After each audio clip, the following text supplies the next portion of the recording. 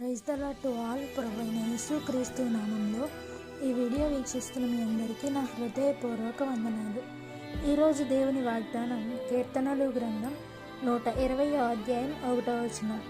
నా శ్రమలో నేను యెహోవాకు మొర్రపెట్టి తిని ఆయన నాకు ఉత్తరమిచ్చాను. హల్లెలూయా. ఈరోజు మనకు శ్రమ వస్తే మనం ఎటువైపు పెడుతూ ఉన్నాము? మనకు శ్రమ వచ్చినప్పుడు మనం ఏ విధంగా ఆలోచిస్తూ ఉన్నాము? మనకి ఏదైనా అపాయం వచ్చినప్పుడు మనం ఏ విధంగా దుఃఖిస్తూ ఉన్నాము? ఇవన్నీ చేసే ముందు మనం చేయవలసిన ఒకటే ఒక పని ఏంటో తెలుసా? యెహోవాకు మనం మొర్ర పెట్టాలి. ఎందుకంటే మనుషుల దగ్గరికి వెళ్ళినా, లేదంటే ధనవంతుల దగ్గరికి వెళ్ళినా, రాజుల దగ్గరికి వెళ్ళినా, నీకు ఉపయోగపడతారు అనుకునే వారి దగ్గరకు, ఎవరి దగ్గరకు నీవు వెళ్ళినా కూడా నీకు ఉత్తరం అనేది రాదండి. ఏం చేయాలంటే ఆయనకు మనం మొర్ర పెట్టాలి. ఆయన ఏం చేస్తారు? మన శ్రమలో మనం ఆయనకు ఎప్పుడైతే మొర్ర పెడతామో మనకి ప్రతి దానిలో కూడా మనకు తోడై ఉంటారు, మనకి ఉత్తరం ఇస్తారండి.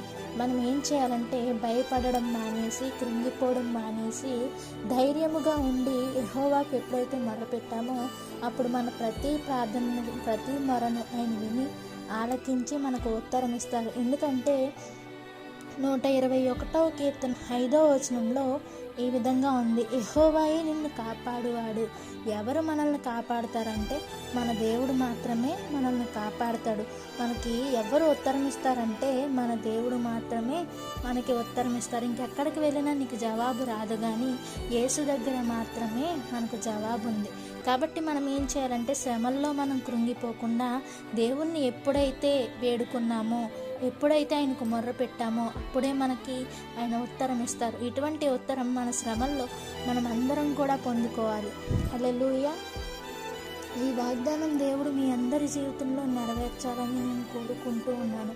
ఈరోజు మొదలుకొని మనకి ఎప్పుడు శ్రమ కలిగినా, ఏది వచ్చినా కూడా దేవుని వేడుకొని ఆయన ఇచ్చే ఉత్తరాన్ని మీరందరూ కూడా పొందుకోవాలని నేను కోరుకుంటూ ఈ మాటని ముగిస్తున్నాను.